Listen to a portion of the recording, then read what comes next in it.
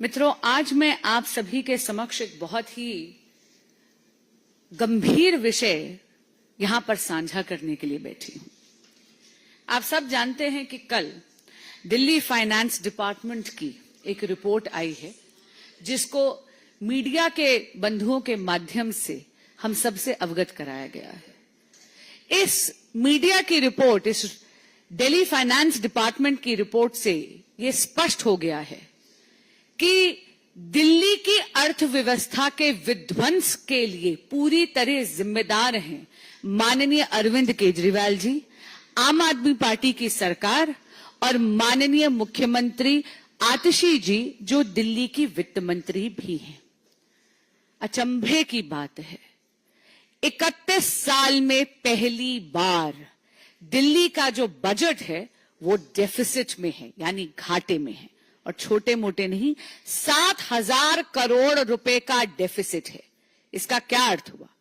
इसका अर्थ यह हुआ, पहली बात, कि दिल्ली में जो एक्सपेंडिचर है यानी खर्चा, वो दिल्ली की इनकम या दिल्ली की आय से कहीं कहीं ज्यादा है। इसका एक और बहुत ही संगीन पहलू है कि ये डेफिसिट जानबूझ के हुआ है।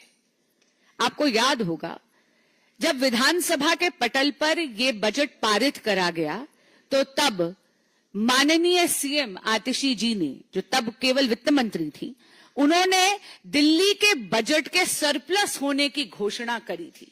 बड़े बड़े दावे करे थे कि दिल्ली के पास फालतू पैसा है।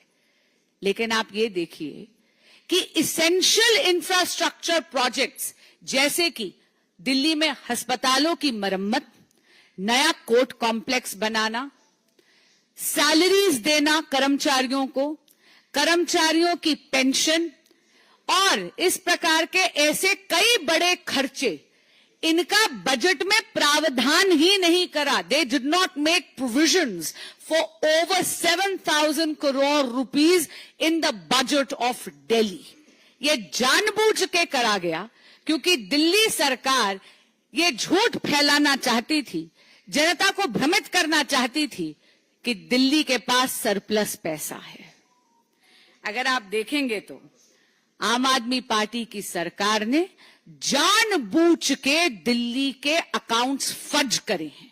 इसलिए आज हम इस अकाउंट फजिंग की और दिल्ली के बजट की सीएजी से ऑडिट और जांच मांगते हैं, और जांच के बाद कड़ी से कड़ी कार्रवाई हो, इसकी मांग रखते हैं।